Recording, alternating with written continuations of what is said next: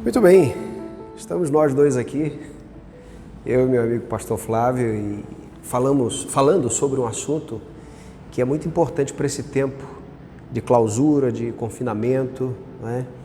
Que é a mentalidade, não é?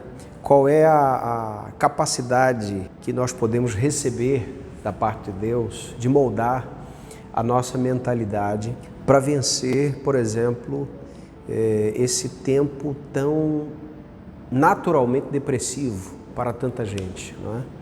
E nós vamos conversar aqui um pouquinho com você sobre essa realidade e o nosso desejo é que essa conversa aqui abençoe muito o seu coração, tá bom? Meu nome é Áquila, sou pastor da Primeira Igreja Batista de Muriaé e pastoreia junto comigo meu querido pastor Flávio. Vamos começando a falar um pouquinho sobre mentalidade, depois nós vamos pensar em como é que a gente chega nessa questão de buscar uma mentalidade renovada. Vamos falar sobre o que seja mentalidade. Olá, queridos. É muito bom, participarmos deste momento. Penso que é um assunto muito importante tratarmos. E quando falamos de mentalidade, nós falamos de um pensamento formatado ou das convicções, daquilo que as nossas ideias e pensamentos refletem em nossas atitudes, naquilo que fazemos, no nosso dia a dia. Por vezes isso acontece de maneira indireta, Nós não temos a percepção, de repente, a todo instante, daquilo que fazemos, das nossas opiniões, como elas estão balizadas na nossa mentalidade. Mas de fato é assim, aquilo que nós acreditamos, aquilo que é verdade, não só na mente, nós estamos falando de mentalidade, mas aquilo que é verdade no coração, na nossa essência, que de fato nos leva a tomar decisões, a ter opiniões. Mentalidade seria isso, E eu diria até que a mentalidade, ela vai ser uma geradora de comportamento. Eu gosto de pensar na questão da mentalidade de uma criança, por exemplo. O comportamento dessa criança é completamente gerenciado pela mentalidade dela. Então ela brinca na hora que ela acha que pode brincar. Ela pede à mãe ou ao pai aquilo que está dentro do mundo, ou seja, da janela que ela enxerga o mundo, da cosmovisão dela, digamos assim. Então, quando nós percebemos alguém com um comportamento X, geralmente nós vamos entender que aquele comportamento por trás daquilo tem uma mentalidade. Não é a mentalidade do eu posso fazer isso porque eu acho que é isso que tem que ser feito. Muito bem. Bom, a questão que nós queremos tratar aqui é como é que essa mentalidade pode atrapalhar ou ajudar em momentos de tristeza, de melancolia, em comportamentos depressivos, por exemplo. Como é que a gente lida com isso? E nós temos, biblicamente, tantos exemplos. Um dos exemplos mais acentuados que traz o quadro da sua própria tristeza é Davi. Sim. Rei de Israel, passando ali 40 anos no trono. Por várias vezes você lê salmos completamente tomados de tristeza, mas tem um gancho que ele traz para a gente ali, que é exatamente no qual ele está pendurado, que vai tirá-lo daquele ambiente, que é uma mentalidade de esperança. Traz aí para a gente, pastor, algum exemplo nos Salmos, na vida de Davi. Nós temos o exemplo de Davi, porque Davi, por vezes, se viu em situações de perigo extremo, seja fugindo de Saul, ou mesmo quando tendo cometido algum pecado grave e as consequências daquele pecado trouxe a ele uma tristeza profunda. E nós vemos que Davi expressa em vários salmos sentimentos que são comuns a todos os filhos de Deus. Nós percebemos que Davi, por vezes, o sentimento dele é de que Deus o desamparou, de que Deus não está presente com ele, de que Deus não ouve a sua oração, de que Deus não se importa com o sofrimento dele. Então, as percepções de Davi, naqueles momentos de luta, de tristeza, faziam com que o seu sentimento representasse ou refletisse uma ideia equivocada de Deus, porque nós sabemos que Deus não desampara os seus. A palavra de Deus nos afirma isso. Nós sabemos que Deus tem propósitos em todas as coisas. E Davi, por vezes, se viu nesse conflito, e que pode ser um conflito de muitos, entre aquilo que a palavra de Deus afirma sobre Deus e a experiência com Deus. Não é? Uma pessoa, quando perde um ente querido, quando perde um emprego, quando tem lutas na vida, ela pode questionar: por quê? Né? O que está acontecendo? Será que Deus de fato está comigo?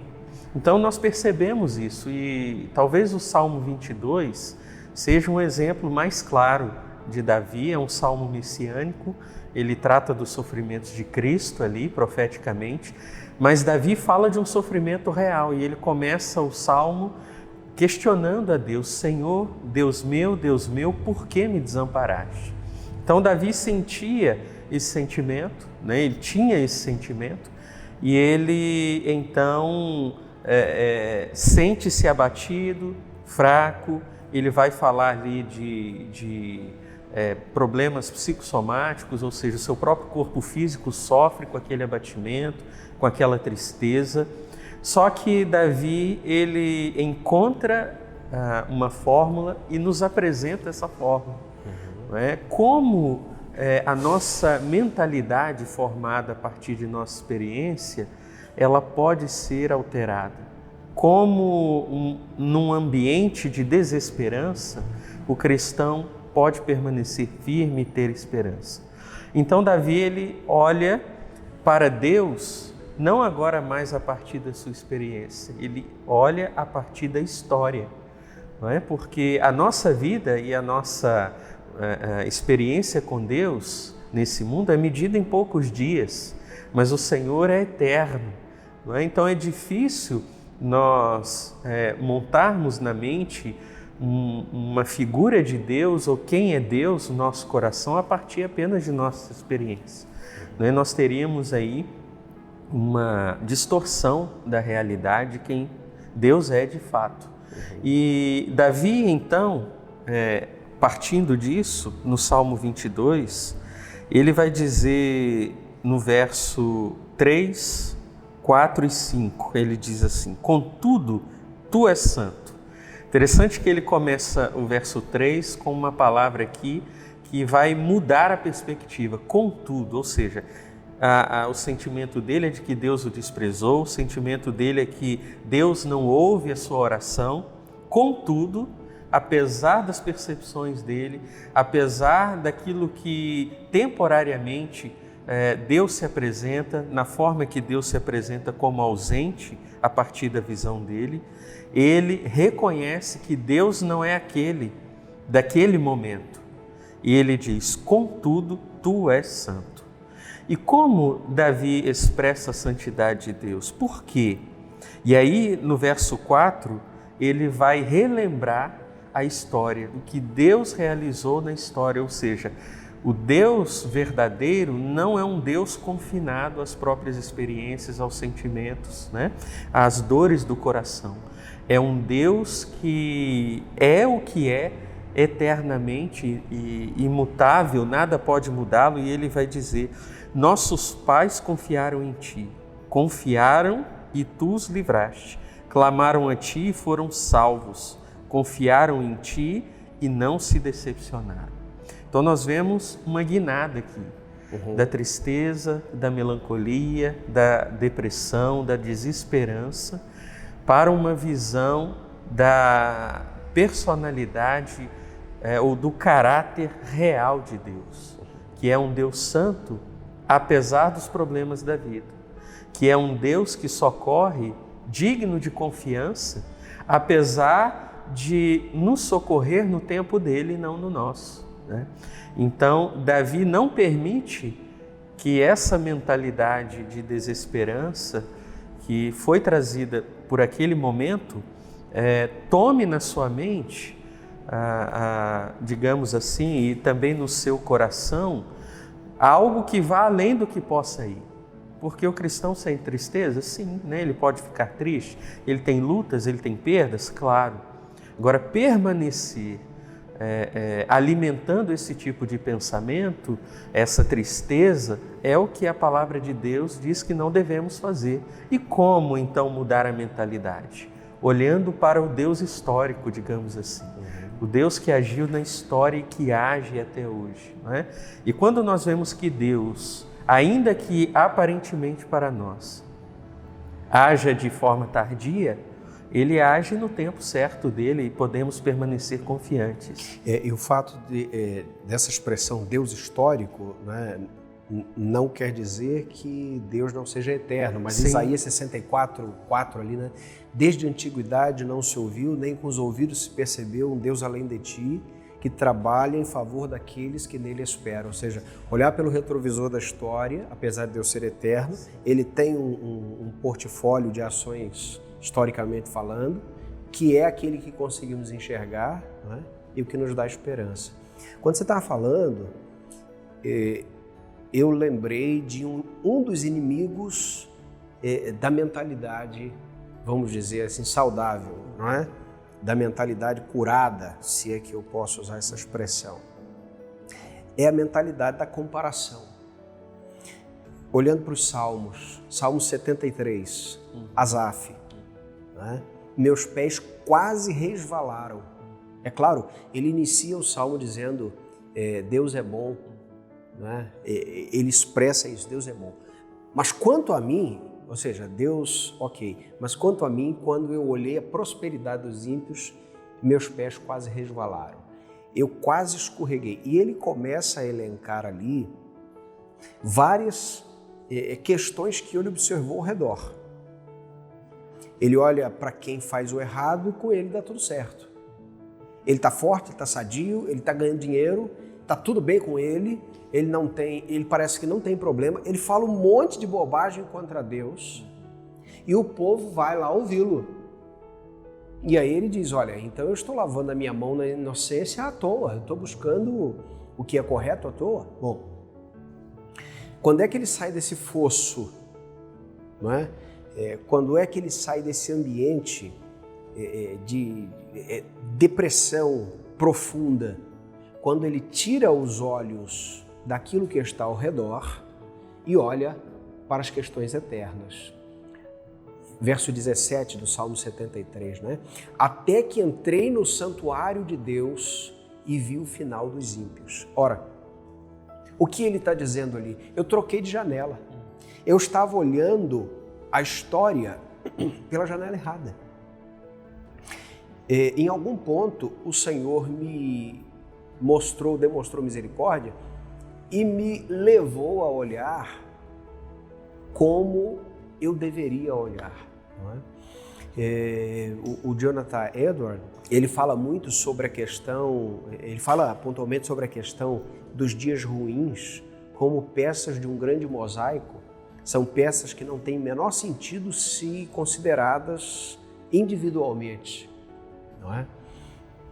Porém, o grande mosaico depende daquelas peças individuais para que ele faça a grande paisagem e para que, olhando o todo, você consiga perceber o quanto as particularidades dos eventos são importantes. Ou seja, aí traz para a gente o entendimento do que Paulo vai dizer aos Romanos no capítulo 8, a partir do verso 28 ali, né, e entra pelo 29, dizendo que todas as coisas juntas ali cooperam para o bem daqueles que amam a Deus, dos que foram chamados segundo o seu propósito.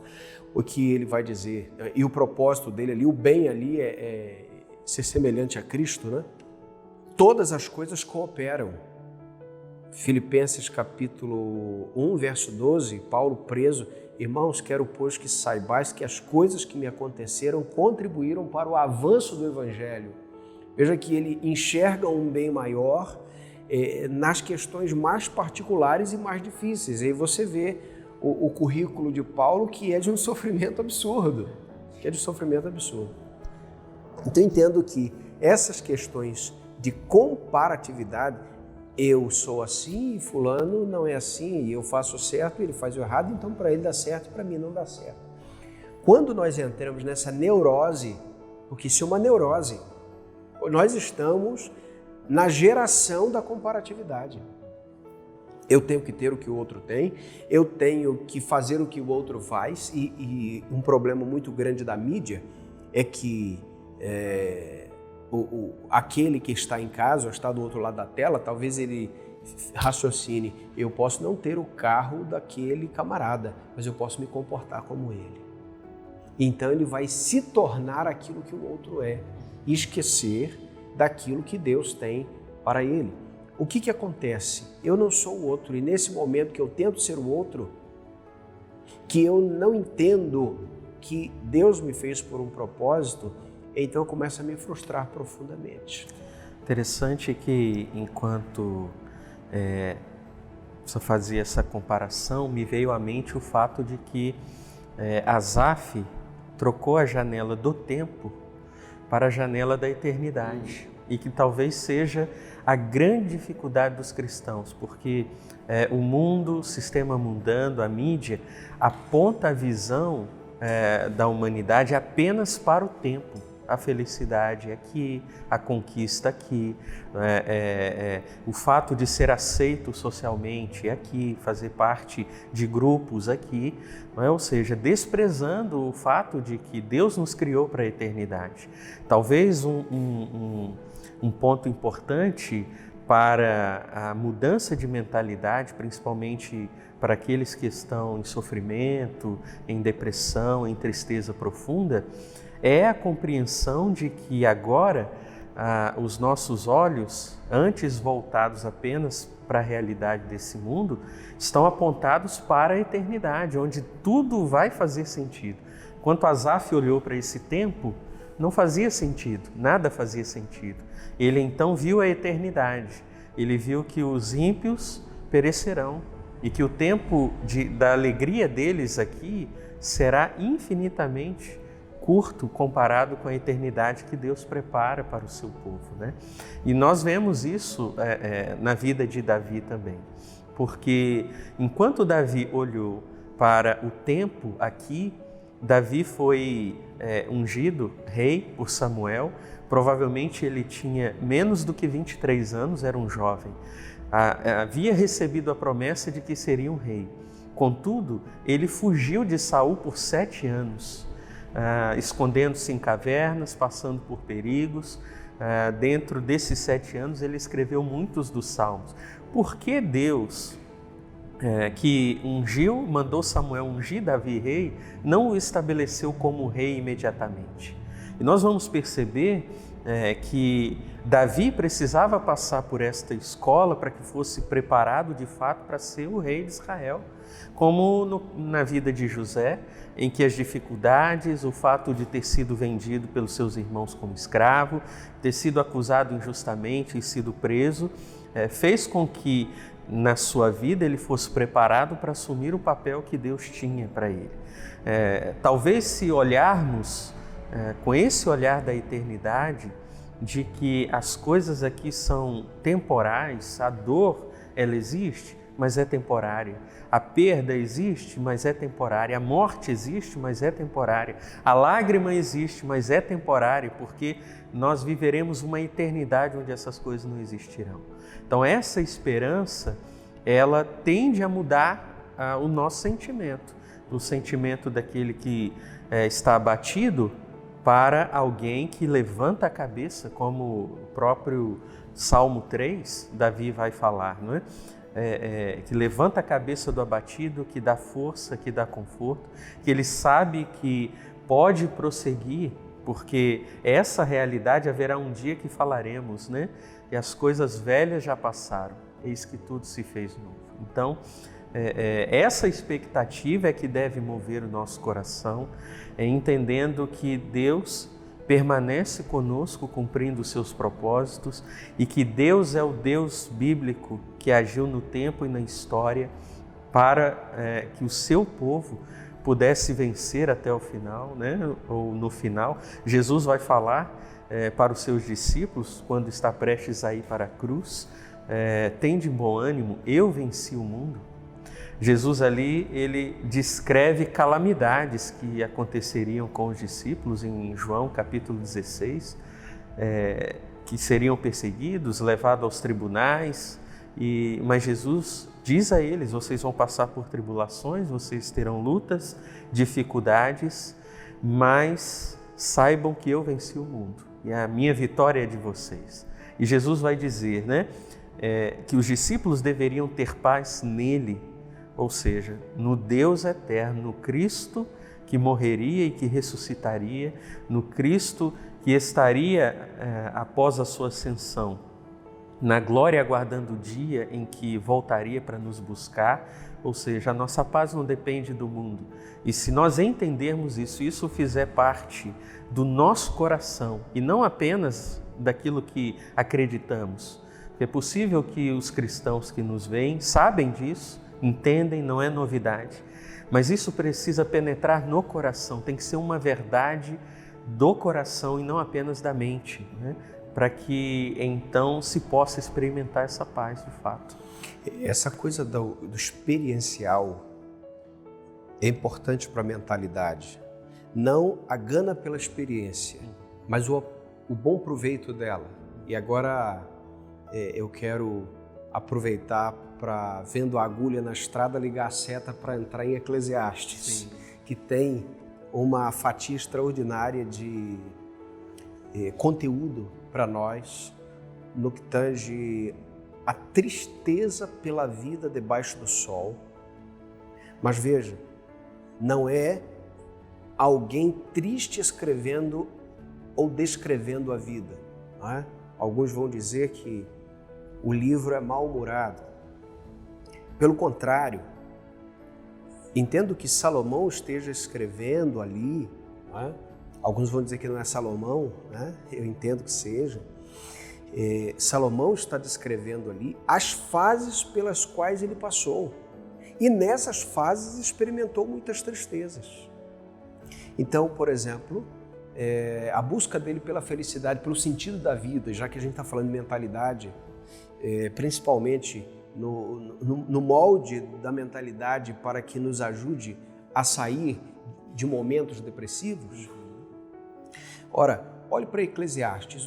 O que é o livro de Eclesiastes, senão o homem mais rico que já existiu, mais inteligente cognitivamente? Aqui é importante lembrar que a sabedoria de Salomão ali não é uma sabedoria extraordinária no que tange ao discernimento espiritual, não é uma sabedoria espiritual, é uma sabedoria intelectual que Deus concedeu a ele para resolver questões do reino, não é?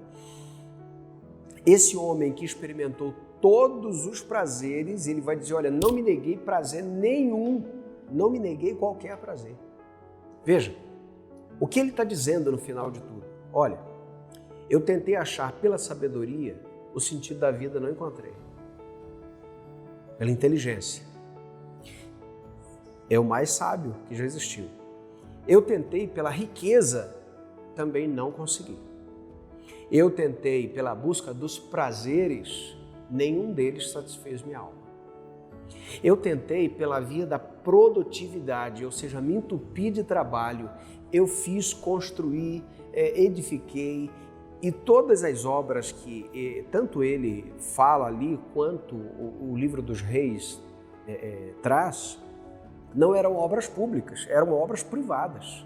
Todos os jardins, aquelas obras colossais, né, de magnitude faraônicas ali, todas elas foram para ele. E o que ele está dizendo? Olha, no final de tudo em Eclesiastes, eu sou um velho sábio, tá? E eu quero dizer o seguinte para você: jovem, você está buscando o prazer? Eu acho que eu não vou poder impedir você de fazer isso. Mas só que tem um detalhe: eu já fui lá e voltei, e lá não tem nada. Você está buscando o quê? A sabedoria, inteligência? Ok, encha a tua parede de diplomas, mas não esqueça que isso não te trará felicidade. É pela produtividade que você quer ser feliz? eu estou te dizendo que você pode até trabalhar. Você pode construir e edificar tanto quanto você puder e quiser. Só que não esqueça, eu já voltei desse caminho também. Lá no final não tem nada. Ora, o que ele está dizendo para nós? O final do livro, ele mostra isso. Ali ele traz algumas advertências ali no livro, né? Aproveita a vida aqui, debaixo do sol. E veja que a visão de Salomão em Eclesiastes não é descrever as coisas eternas. Ele está dizendo, a vida aqui embaixo não é uma comédia, a vida aqui é dura. E olha que eu passei por essa vida na nata, por cima de tudo. Eu não tive a menor dificuldade na vida. E eu não encontrei o sentido da vida. O que isso traz para nós? No final do livro ele diz o seguinte, para você entender o sentido da vida aqui, ser feliz aqui e vencer essa mentalidade de comparação, de depressão, você precisa temer a Deus. Capítulo 12, teme a Deus e obedece aos seus mandamentos. E o que é temer a Deus? Se não submeter a Deus todas as coisas. Entender que Deus está em uma posição na nossa vida que não pode ser substituída.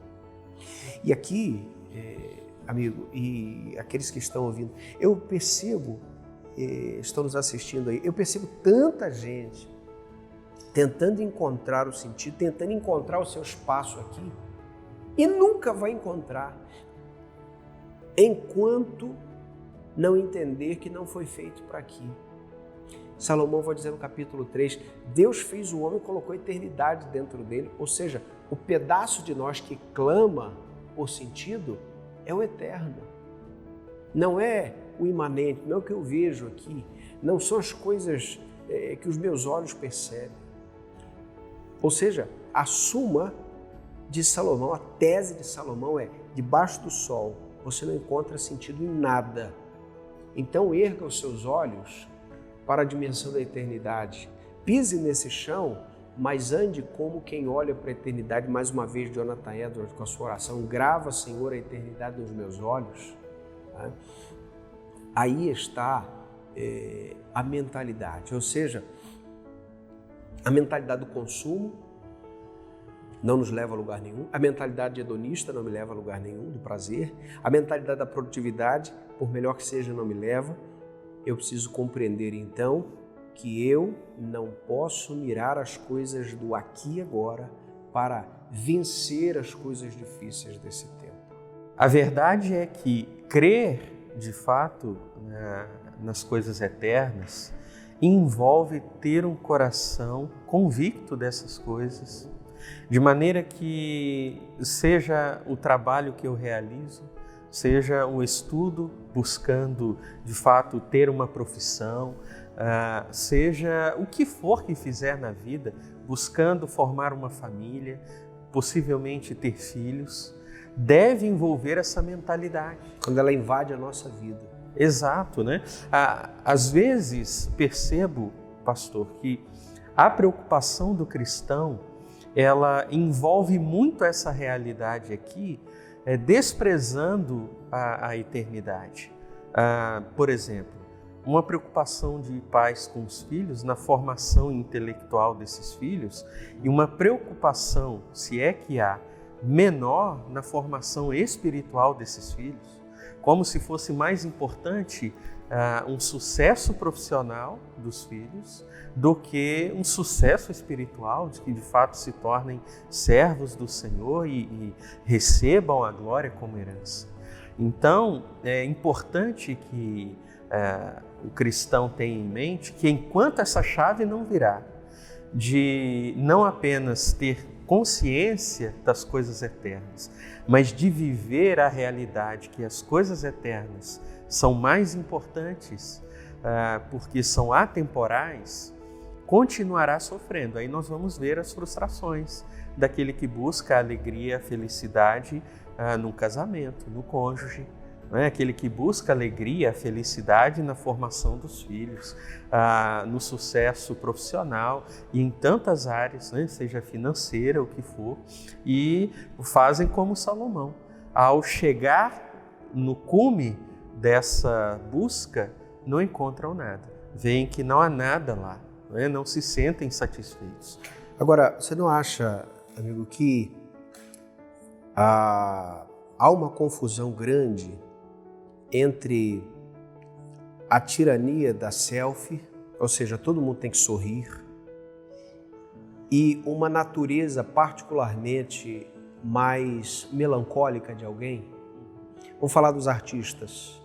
Você acabou de falar de Davi, que era um músico, era um artista, era um luthier, inclusive, não é? Um construtor de instrumentos, não só executava, mas construía alguns. Olha os salmos. Que vegetação verdolenta tem nos ambientes de caos de Davi. Não é? Não seria, para alguns, uma característica, vamos dizer, nativa do ser dessa pessoa, enquanto que ele está desesperado de encontrar um jeito mais alegre de viver a vida, ao passo que ele, por aquilo que Deus lhe entregou como personalidade, como construção do ser, ele é essa pessoa mais introvertida, mais pensativa, mais calada, porém mais produtiva em vários aspectos. Você percebe que há isso? Com certeza. E muita gente acaba achando que o seu comportamento é o pior do planeta e se vê a pior pessoa do mundo. De fato, se perdeu a noção da beleza, da diferença e da particularidade. Deus nos fez diferentes, com temperamentos diferentes, com personalidades diferentes. Jesus não chamou discípulos que tinham o mesmo temperamento, a mesma personalidade. Cada discípulo que se tornou apóstolo posteriormente era diferente do outro. E nós percebemos que todos eles, claro, com exceção do falso apóstolo Judas, do falso discípulo, todos os demais contribuíram para o avanço do Evangelho, né? Nós vemos isso tanto nas Escrituras quanto na própria tradição da igreja. O fato é que a nossa sociedade determinou, e muitas pessoas têm acreditado nisso, de que há uma forma de ser ideal, de que há um temperamento, uma personalidade ideal.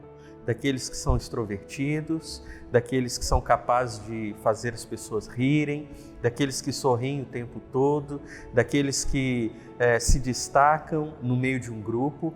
E nós vemos que isso não tem a ver nem um pouco com a palavra de Deus. Deus nos fez diferentes para cumprir os seus propósitos, para que pudéssemos glorificá-lo de maneiras diferentes.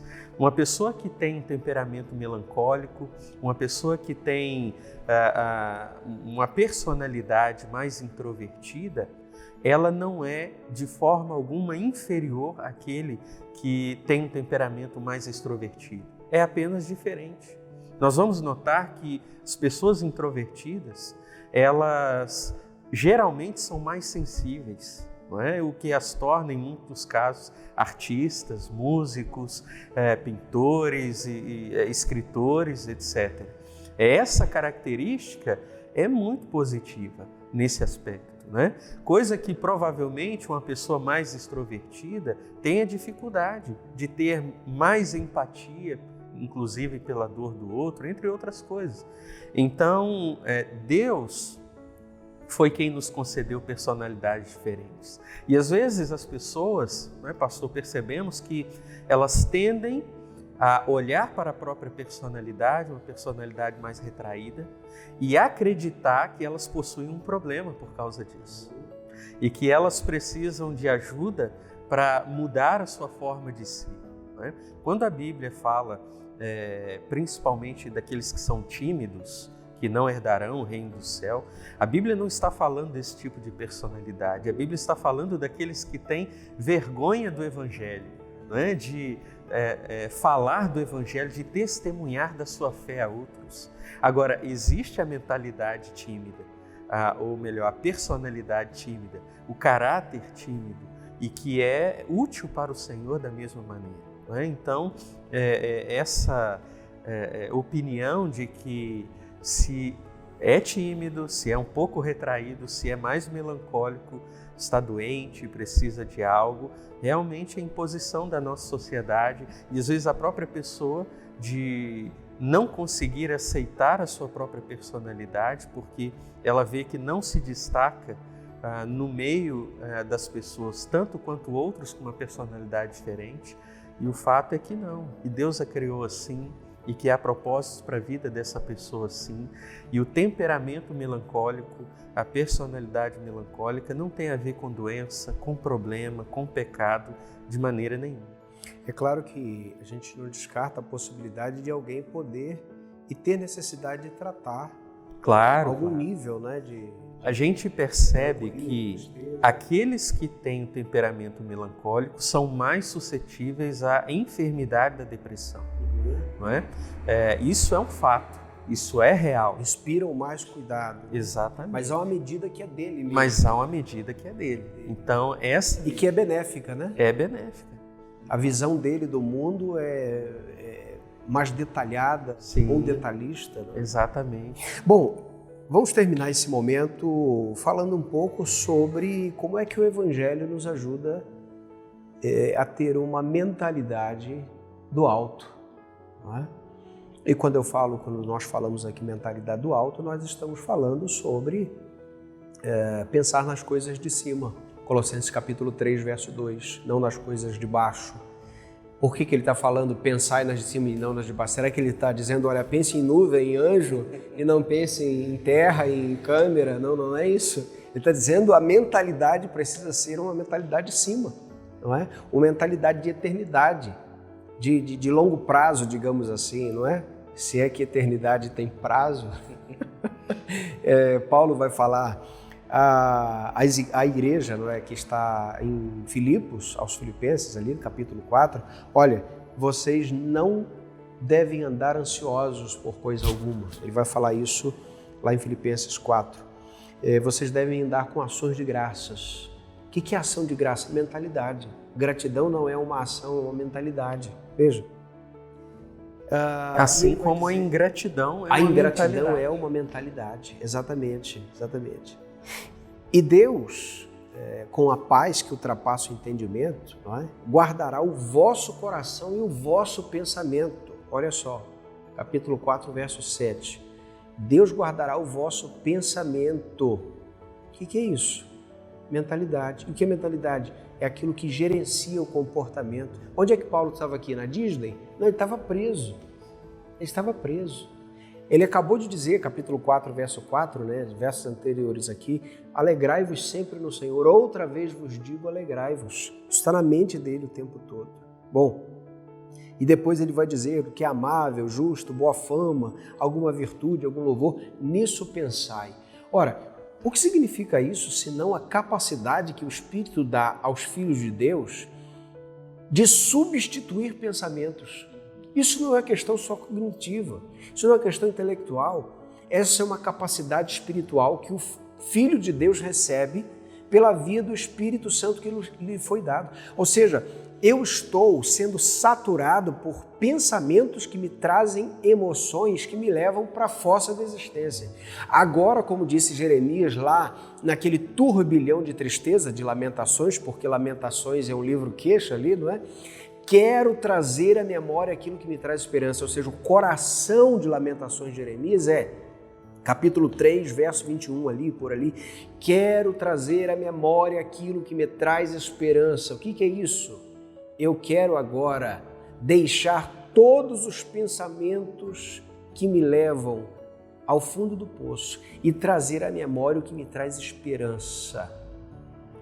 O que é isso? Aí ele descreve. As misericórdias do Senhor são a causa de não sermos consumidos. Elas se renovam a cada manhã. Grande é a tua fidelidade. Veja que recurso o Evangelho tem para nós em, transformando a mentalidade, gerar em mim um comportamento que não deixa de passar pela depressão, mas que a supera, mas que convive com ela muitas vezes, colocando-a aos pés de Cristo, submetendo as emoções e os pensamentos à pessoa de Cristo. Esse é o poder do Evangelho que redimiu a nossa alma, aí vai redimindo os pensamentos, as emoções, as decisões. E o que é tudo isso, senão o resultado da nossa mentalidade. Paulo vai dizer, eu tenho a mente de Cristo. Romanos capítulo 12, olha, transformai-vos pela renovação da vossa mente. O que é isso, gente? É o modo de pensar, é o modo de viver, é o modo de ver todas as coisas. E esse é, sem dúvida, um dos maiores impactos do Evangelho à nossa vida. A gente percebe que é de fato a exposição à verdade das Escrituras que vai renovar os pensamentos e a mente, destruindo as fortalezas, não é? Como a própria Escritura vai dizer, fortalezas de pensamentos que aprisionam e que empurram a pessoa para o desespero, para uma tristeza sem controle. E nós vamos ver que, é claro, o cristão ele permanece em luta o tempo todo. E essa batalha acontece na sua mente entre as suas próprias percepções, suas inclinações pecaminosas e a verdade da Escritura. Nós vemos que isso é assim desde o início. A tentação da serpente contra Eva foi justamente a tentativa e o sucesso que obteve na mudança da mentalidade dela. Ela teve uma escolha, crer na palavra de Deus como uma verdade absoluta ou duvidar disso. E o fato de Eva ter escolhido duvidar da palavra de Deus a levou à derrota e posteriormente a Adão, não é? A queda que aconteceu e nos atinge até hoje. Porém, em Cristo, a nossa capacidade de vencer essas inclinações, esses maus pensamentos que vêm de percepções equivocadas, nos é restaurada, porque eu tenho algo na mente que agora devo confrontar com a verdade da Escritura. Não é? E à medida que a Escritura é exposta ao meu coração, a verdade dela é capaz de habitar de fato, não é?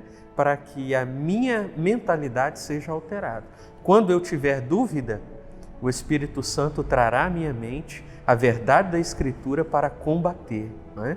Por isso que Paulo vai falar da armadura de Deus, e ele fala do capacete, ou seja, é a mente protegida das dúvidas lançadas por Satanás, ou mesmo das dúvidas que há por sermos pecadores, por nossas inclinações, e essas dúvidas sendo lançadas fora, não nos atingindo por meio da verdade que há na Escritura. Talvez esse seja o ponto principal, né, que os nossos irmãos que estão nos acompanhando devam compreender. Não adianta citar os versículos bíblicos, não adianta saber os versículos, as verdades da palavra. Não é? Há muitos que sabem. Se você conversa, citam os textos de cor, não é? Mas aqueles textos não fazem parte da mentalidade, ou seja, é apenas cognitivo, ainda não faz parte do coração, da essência, da vida prática. E por falar em vida prática, nós encontramos, né, em tudo que estamos falando aqui, a validade ou o valor do Evangelho no nosso dia a dia. Porque o Evangelho vai muito além do que crer no Senhor Jesus e ser salvo. Né? O primeiro passo se dá ali. E de fato o Evangelho deve produzir em nós, dia após dia, essa mudança na forma de pensar, que automaticamente mudará nossas opiniões, a nossa forma de agir e definitivamente livrará do nosso coração as densas nuvens da tristeza profunda, daquela tristeza que nos impede de caminhar. É claro que todo cristão passa por tristeza.